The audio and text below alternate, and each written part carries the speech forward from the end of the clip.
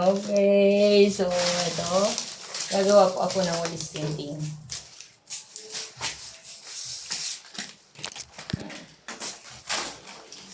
Gagawa ng walis tinting. Inutol namin yung aming ito, niyog para makagawa ng walis tinting.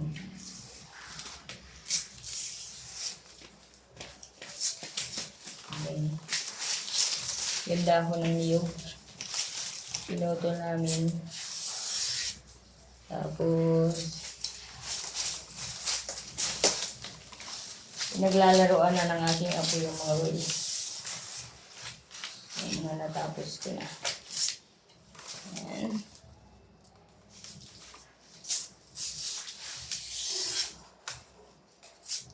Ayan. So, ayan. Ito na yung nagawa kong walis tinting. Ayan. Walis tinting.